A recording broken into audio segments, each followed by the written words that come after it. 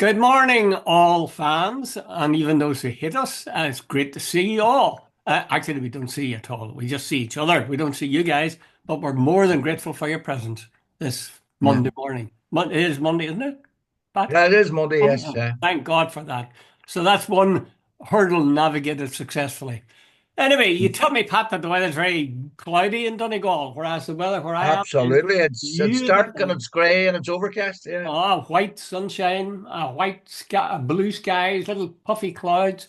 It's I see, see. We're oh, the grey skies of the Republic. By the way, you said something there. Remember that? I can't. Was it Terry Wogan used to always say, "See you tomorrow." Now I used to always think, "No, you won't. You're on the radio."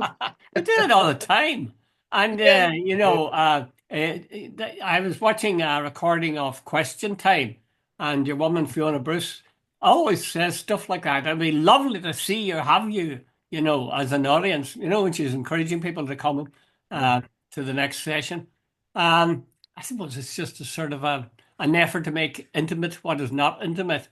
Yeah. Actually, I was listening to a very interesting podcast where the guy was saying it was sort of a development of the thing about JFK and Nixon debate. Remember that?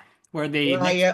those who heard it on radio thought it was Nixon easily won, and those who saw it on TV thought that Kennedy won. Kennedy one. And Yeah. he sort of developed that to the question of social media. Yeah. And he said, with social media, if we put something up on Twitter, we're very aware of the fact that there's an audience there and they may Yeah. pile on, and there might be others who will be reacting favorably, but we're very aware of the instant comeback. Whereas if you write a piece, a column, or you write a piece for a newspaper or a magazine, uh, you certainly in the back of your head is how will this go down, but it's not nearly as intense. You're trying more to make a good job of it rather than Yeah. the immediate reaction. And they were talking back to Marshall McLuhan, the famous "the media is the The medium medium is is the the message," message. and they Yeah. also mentioned a guy called Neil Postman. Do you ever hear of him? Uh, He wrote a book yeah. called I've heard of. Yeah. Amusing Ourselves to Death. I Yeah. remember he came out with this book and he was talking about the fact that we demand to be amused no matter what. That Yeah. Sesame Street, he says, doesn't produce kids that can write and read, and it produces kids who want to see more TV. Which I thought was quite clever True. of him. But I Yeah. don't think Yeah. it's true, actually. I thought Sesame Street was great. But it is Mm. true that politicians have to look right. They Yeah. said in this podcast that Abe Lincoln wouldn't have a chance if there was television Yeah. at the time. That he was big and awkward and, just ungainly, despite the fact that Yeah. he was a great president. Okay, let's Yeah. cut to the present day and more pressing matters. Word comes to me from the south, your part of the country, although you're one even further north than me, that the Yeah. Israeli embassy has closed in Dublin. Quelle surprise! Yeah. Are you pleased? That's I'm delighted. I really am. I heard Simon Coveney on this morning, and I take his point. He says this is the decision of the Israeli government, not the Irish government. The Hmm. Irish government intends to keep its embassy in Israel open. He Yeah. says it's a bad day for diplomacy when you can't disagree with people. But dude, the reality is, Israel seems to have this idea that they can blackmail, coerce, or whatever word you want to use, people to agreeing with them. And the first thing they do when you disagree with Israel is they accuse you of anti-Semitism Yeah, they and actually used whatever that else. phrase, didn't they? Use it. They actually used that phrase, and they said they're trying to delegitimize the Jewish state and all that sort of bullshit. Dude, the reality is, and you know it, and we all know it. What Israel has right attacked Lebanon. Has attacked Syria. It has bombed Gaza to bits. The International Criminal Court and the International Court of Justice, I think 103 or 104 or whatever it is, states have said that they will arrest Netanyahu. Uh, Spain, Norway, and Ireland have all said, yeah, that that they're recognizing the state of Palestine. Uh, but there's really should be think that we should not be doing that. That we should be unequivocally on their side. And I think they've got so arrogant and so bloated with arrogance that they think they can bully everything because they've got America in their corner. And I Well, am listen, glad, Jude. yeah. History, I think Ireland will be on the right side of history when this is all finished. Well, I would hope so. But Pat, did they? Well, two things. One is what Israel has done for them to say, they're defending themselves is nonsense. I heard a way of putting the number of killings they've made in Gaza. They said, on average, every day since October the 7th, whatever year Mm. it was, 2023, was it? In Every 2023, yeah. day, an average of 50 Palestinian children died as Yeah. a direct result of the Israeli defense forces. My God. That's So that's the one chilling thing. The other thing is this, Pat. I, I'm pleased to see there's government finally speak out, but it is only finally. I mean, yeah. why did it take them so long? I mean, we're talking about something that started, and we all recognized it by the end of November 2023. That this was going to be far, far more than just, equitable retribution for what happened in the invasion of Israel by Hamas. Yeah. We knew Mm. this, but the Irish government fiddled and faddled and really didn't take the kind of stand I would have wanted anyway. Yeah, sure, let's be honest clear. This is not the Irish government doing anything. This is the Israeli government. The No, Irish but government, I'm talking about Pat. He's responding. I saw Simon Harris last night on TV, yeah, and he was responding very strongly to yeah, the actions of the Israeli Defense Forces. But yeah, uh, good though that is to hear, and he did it very well. What the hell kept him? I mean, was he? How many children had to be killed before he got to that point? I just, yeah. I No, thought, it's unbelievable. I think it last night. They withdrew their ambassador Dana Ehrlichman. She was. I remember. I used to have sort of smoke coming out of my ears when I used to see her on RT. That she was justifying the unjustifiable, defending the indefensible. Dude, they were killing kids and bombing hospitals and all the rest of it. And she was basically saying this was quite legitimate and all the rest. Dude, it's against every international law that you can think of. You're supposed to protect civilians. The Israelis dropped 2,000-pound bombs on canvas tents. They told people there were safe areas they could go to as refugees. They bombed them when they got there. Then they told people, right, particularly in northern Gaza, you have to move out of here and so on. Then when they moved out to another place, they bombed them then anyway. Dude, it was just one atrocity after another. And, so far, as we've mentioned on numerous occasions, the Americans are just sort of saying Israel can do whatever it likes. The EU, unless they all agree, nobody's going to condemn Israel. And in the UK, Starmer hasn't said a word. So the yeah. word seems to be, we can see what's happening on our screens every night, but Israel can act with impunity. But you see, the thing is, Pat, I wouldn't expect Israel to come out and say, yes, killed all these children. Yes, we've bombed civilians. Yes, we've killed doctors. Yes, we've killed Al Yeah. Jazeera journalists. I I wouldn't targeted expect them to them. say that. But I would fault the West, and I would include in that the South of Ireland, that they didn't speak up immediately. It is quite Mm. clear what Israel was up to by the end of November. And Yeah. we sat and sort of pussyfooted and talked about the terrible losses and the fault of it was all to do with October the 7th and so on, which was a lie. Uh, and then eventually, here we are in December 2024, and Simon Harrison and company come out and say really strong stuff against them. I'm delighted they did, but it is really very slow, and it was only after an awful lot of innocent lives were taken. Do you share that feeling, Pat, or would you feel they did Yeah. okay?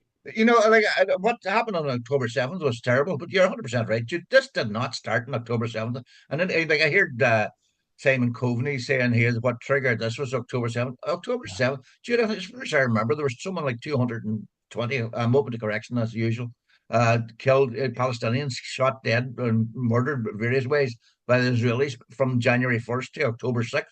So, Yeah, like, but do it you didn't notice, start. you notice that word triggered, you see? That's a very clever Uh, little word to use. Yeah, no. Strictly This speaking, you this could say the other. particular bout started on October 7th, Aye, it but triggered it. that's deliberately sort of justifying what happened. Yeah. There's a context here that this has been going on. 700,000 Palestinians were put out of their homes. in 1948, and it's been going on like that. Since what is it? Since 2008, 6,000 Palestinians. Before October 7th, 6,000 Palestinians were killed by Israel. Hmm. If you want to put context, you can have all sorts of context. Yeah. But anyway, bottom line of it all, Jude, is I don't know. The Americans seem to think that because Israel is their ally, that they can do whatever they want, whenever they want. And by the way, Lindsey Graham, a big Trump, so he said that if when Trump gets in, any U.S. ally, be it Canada, UK, or even Germany, I think he singled those three out. If they implement the International Criminal Court's jurisdiction thing, that they will issue sanctions against them. Now, in other words, we're bullying you into supporting our ally in Israel. In other words, what he's basically said, the moral or whatever argument doesn't wash. Israel can do what it wants. I think we're in a terrible, the world's in an awful shape of that's the mentality we're going Yeah. through. Well, somebody maybe it was Dr. Johnson who said that an ambassador is someone who lies abroad for his country, Yeah, meaning he stays abroad, but he also tells lies for his country. So I wouldn't expect the Israelis to do anything else other than deny that they've done bad stuff. They did appalling stuff. yeah. And I'm sure the Americans have never said, "Oh, we're really sorry for dropping those big bombs in It's going to be Hiroshima, interesting, Jude. etc." Norway and Spain joined Ireland on recognising Palestine. I Ah, wonder is there really, and are they going to close all the embassies across the world of countries that and oppose that's them? right. Geez, Jude, Interesting. Interesting. they're going to have very few embassies left. Yeah, interesting. They chose a small state, in the Yeah. south of Ireland. Uh, Mm. they weren't going to take on the big boys, despite the way they talk. Um, One final question, this Pat. One of the things that the Israelis condemned the South for, and give as the reason why they're closing down their embassy, was that Ireland was questioning the existence of Israel, or words to that effect. Not just criticizing them, but questioning the existence of the state of Israel. I'm quite certain that nobody in the South, no politician, said that they didn't think Israel should exist. But did it ever cross your mind that there might be a case for it, for saying Jude, Israel shouldn't exist? well, put it, I guess Israel has been the what would you say, the catalyst for a hell of a lot of trouble in the Middle East. Wasn't it one American politician said one time, before Israel, we didn't have enemies in the Middle East. But I No. mean, Jude, there's a big moral question after what happened to the Jewish people in the Second World War.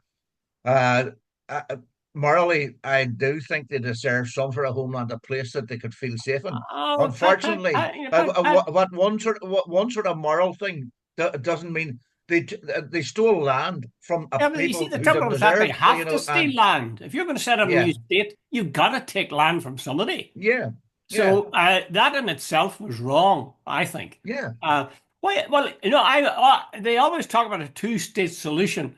I would tend to think it would be far better if you could get a one-state solution where yeah, Palestinians and Israelis had all the same rights. yeah. I mean, that's what we're striving for in Ireland, certainly in the north here. Now it's an uphill struggle, but nobody would say, "Oh, well, let's give the nationalists this chunk and let's give the unionists this chunk." By the way, Jude, there's a whole lot of lies told too.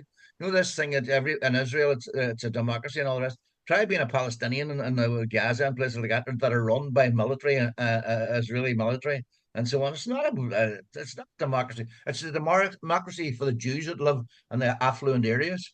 Well, again, I was listening to that same podcast, and they were making this point about um, democracy. We're talking about democracy, and what do you mean by Uh, democracy? And they were saying we assume when we use the word democracy, we're talking about a liberal democracy, with freedom of speech and so on. But he says if you look at somebody like Putin, um, yeah, Putin has managed. Strictly speaking, the Russia is a democracy. yeah. They vote him in. Um, Hmm. so there's all kinds of democracies. There's democracies which encourage fascism and accept fascism even. Um, Yeah. So to say Well, that Israel is the only democracy in the Middle East is it really doesn't say much in the end. yeah, Jude, when you drill down into that democracy, it's a democracy for a certain group of people. Mm. There's a large parts of Israel, Palestine under military control. There's no Mm. democracy there. Yeah. And of course, when you think about it, before the Troubles, the North would have been, I'm sure most people would have said, oh, yeah, that's a democracy. But we know, in fact, it wasn't a bloody Aye, some democracy, democracy, you know? yeah, a rigged Uh, democracy. Okay, let's move on to another really intriguing one. This Pat, I said at the last minute last Friday that we should do it, and you said hold on to next Monday. So here it is: the shooting of Brian Thompson, I think his name is, Yeah, CEO of Healthcare United, I think, or United Healthcare in the healthcare, I States. think it is. One of these big companies that offer private insurance for healthcare. Uh, he was shot dead by a guy who, as it happens, was from a rather, well, we don't know what he's accused of it. They say, but the assumption is he was responsible for it or alleged to be responsible for it. And he himself is from a fairly well off background, but that's beside the point. The question is, what was the reaction to the shooting dead of Brian Thompson as he went in, the CEO, to a meeting of United Healthcare or Healthcare United, whatever they're called, and he was unarmed and he was shot to death by this guy who was Mm. lying in wait for him and was wearing a mask and who took off and was later captured.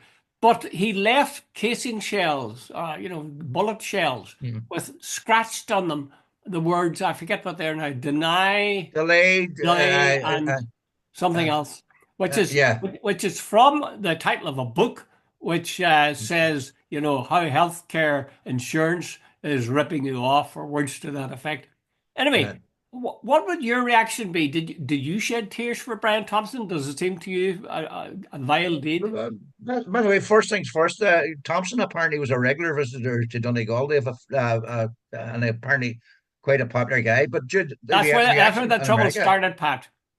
that's That's where where the rub trouble started started. exactly. But anyway, to move on, Jude, there was very little sympathy for him as far as I could see. And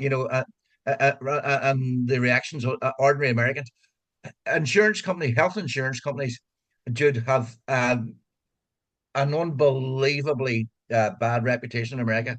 People die regularly because of decisions of health companies.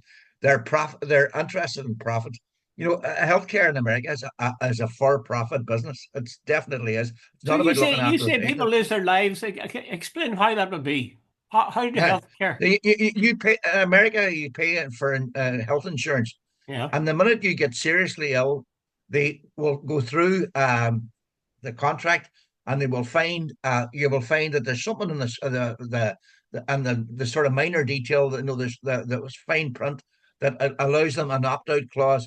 So you get cancer or something, and you've maybe paid for 40 years, and after the first year they'll say, "Oh, we're no longer responsible." If you read your contract, you'll find that we're only covering your health cover once you get ill is only covering you for a year. There's all these sort of clauses and stuff and get out. So and Jude, it's all about making huge profits for the company, and they pay their CEO. Brian Thompson, his bonus I think for last year was 10 million quid, and a lot of people lose their lives and so on. There's a and he's hatred. worth 50. Uh, By the way, he's worth 50. uh, He gets uh, 10 million every year, but he's worth yeah, 50 in the bank yeah. and several When you houses.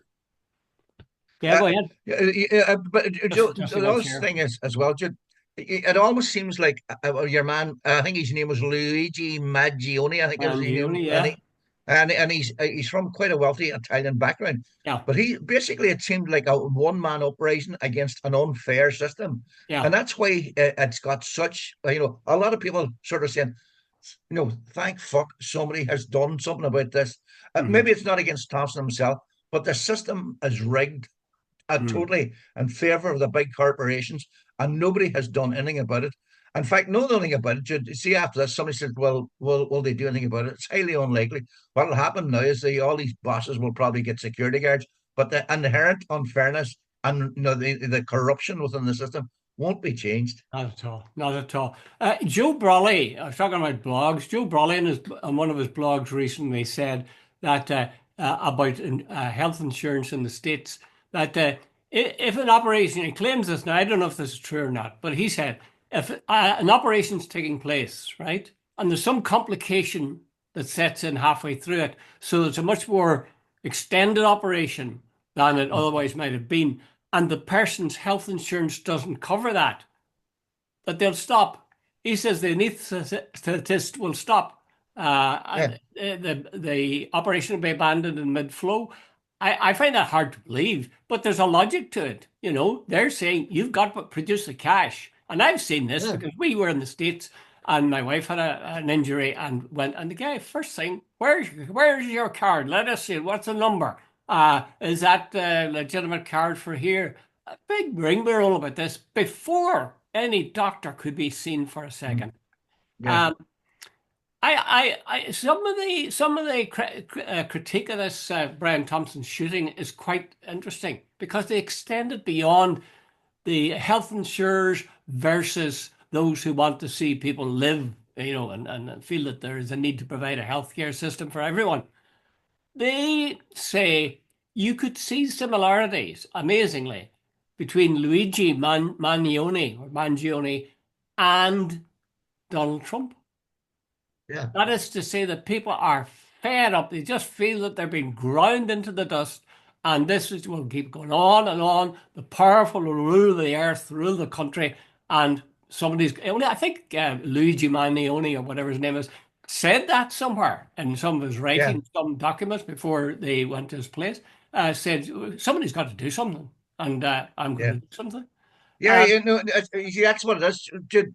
It's almost like an uprising against the system, yeah. an unfair system. And by the way, the system is rigged and it is corrupt and it is against the ordinary people. So Hmm. my Gioni is almost like a hero, even Yes. though I saw the cop the day he was arrested. He says, for those who think what's happening here is the right thing, he's basically said no. He says somebody's been killed here. But Jude, it's when a small man, a single individual rises up against a corrupt system, there's a lot of sympathy for him. Yeah. Well, it's not a corrupt system. I mean, I don't think so. Oh, dude, it's seriously corrupt. It Why is is it seriously corrupt? corrupt. Is it corrupt to charge people for their health insurance? No, it's corrupt when you charge people for a long time and then find the small print to Yeah. deliberately deny them treatment, That's and how that capitalism is works. corruption. That's how capitalism works. That's how the Yeah, legal I know. system Yeah, works. but yeah, but if if they sold this thing and says, by the way, the minute you get ill, what do you call it? You're going to lose your insurance. They wouldn't sell. So they sell people a thing, and they 20. Jude, you would probably need a lawyer of the highest caliber to go through your contract for about 3 or 4 days to find what this word means and that word means in this sentence. Yes, but you see, I think about this guy Thompson, and as far as I can gather, he's a decent enough guy, or was a decent enough Apparently so. guy, Yeah, but he he just was was well part. liked in Donegal. He was part of the system, part of the Yeah, system. And the system says, capitalism, democracy with quotation marks says that you can you're free to make as much money as you want to within the law if you're capable of it.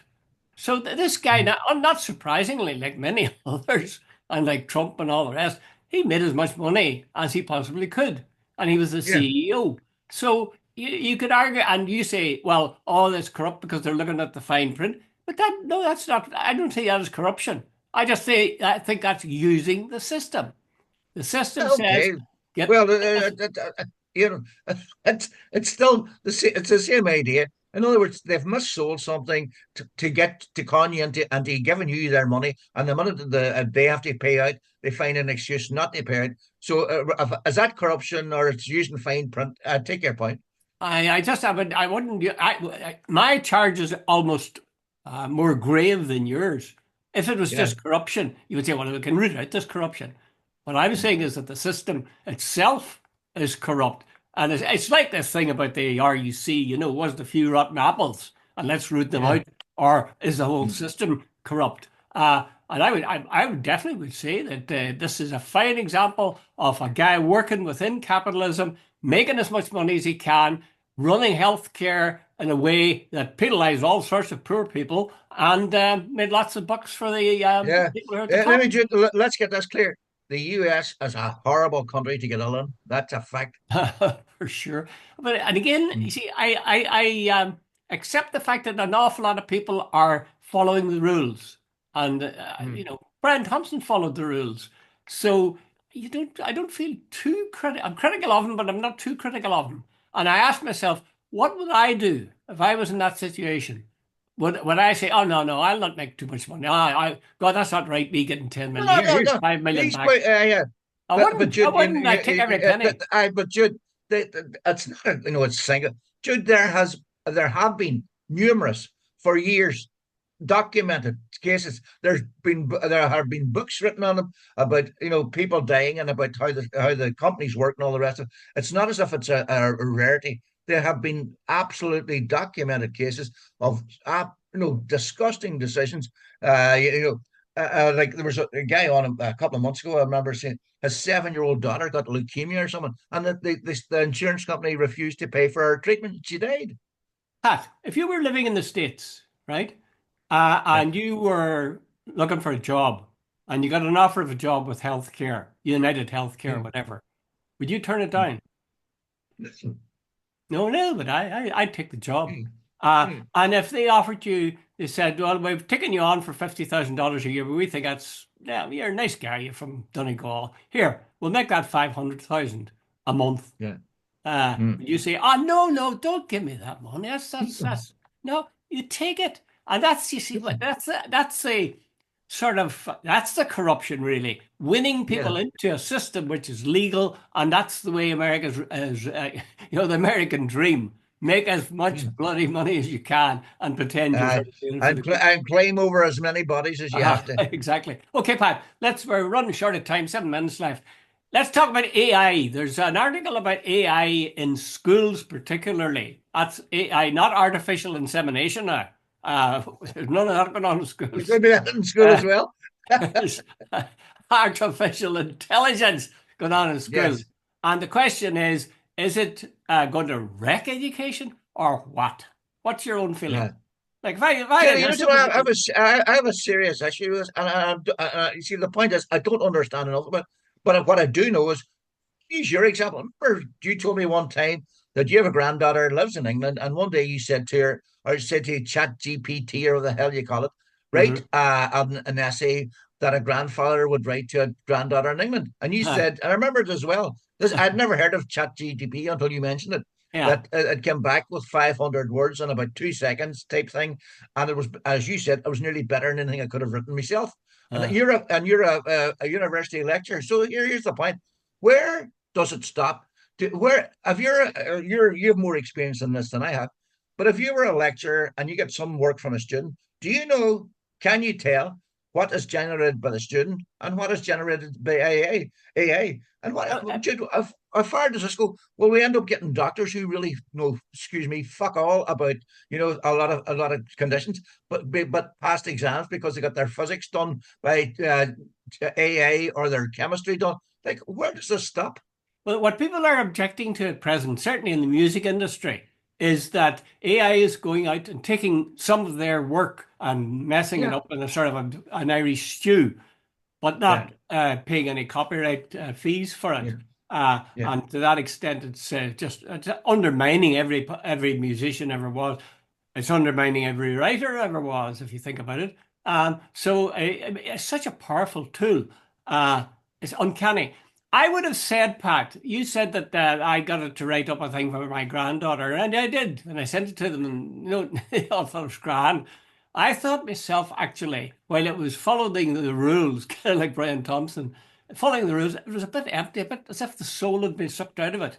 But Pat, this very morning, you know what I did? I've got Chat GBT, and I put into it 100-word bio of former editor Pat McArt. And Yeah. inside 5 seconds, and I mean 5 seconds, less probably less than 5 seconds, here's what they said.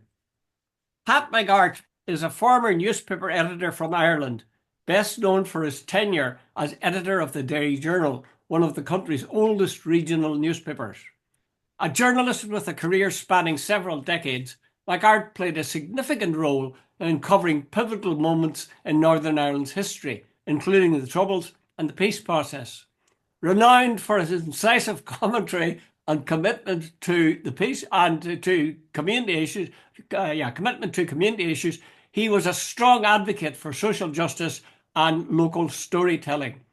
After stepping down as editor, McCart continued to contribute to journalism and civic discourse, earning respect as a voice of experience and integrity. Do you recognise yourself there, Pat? What do you think of that? Well, every word of that's true. Well, It's absolute bullshit. But you know the point is, Jude, there's enough in there that's accurate. it's all accurate. But it's all accurate, Pat. yeah, It's all accurate. yeah, Every word of it is accurate. yeah. The thing I noticed has changed since the last time I did this is that it's smoothed out the wrinkles. It's avoided saying stuff that's untrue. I Yeah. am one of these vain people that used it for myself, and I found it was saying that I was born in Dublin and that I worked for the Irish Times and stuff. But I did one for myself.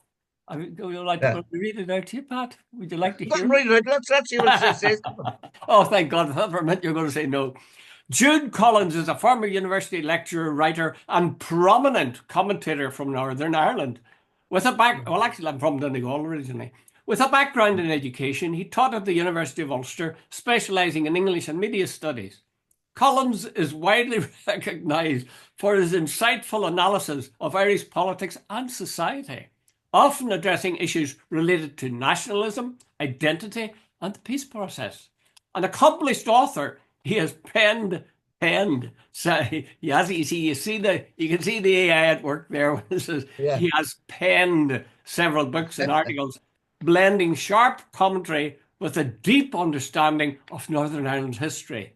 Post-academic, Collins continues to engage in public discourse through his blog, media appearances, and writings, offering a critical perspective on contemporary issues.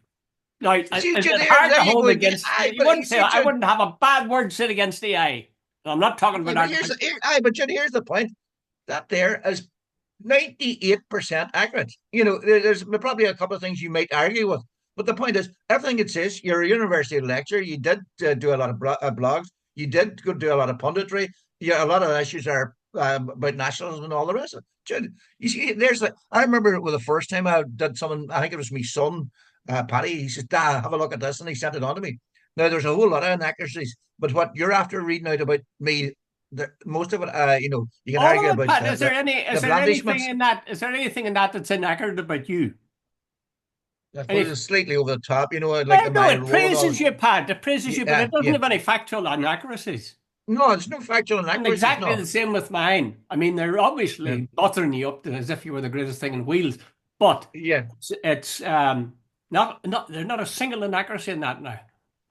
See how quick that came up. About the fact that it was under the Dirty Journal, there was 25 years and all that sort of stuff. 3 to 4 seconds is what it took for each one. I mean, it's just uncanny. Before we go, Jude, how does a lecturer know what's AI generated and what's student generated in the years to come? Well, I would have said you'd spot it because the soul had been sucked out of it. You could tell, the kind of writing. But the only word that gave me a clue there was penned. I don't think a human being would say penned. I remember he penned. I've regularly come across. He penned several great novels. Okay. But it definitely has got more sophisticated. Anyway, that's it, Pat, for today. Okay, Jude. I want you to order AI to write glowing reference for me. I'm thinking of joining the Alliance Party. Yeah. Okay. They wouldn't have me.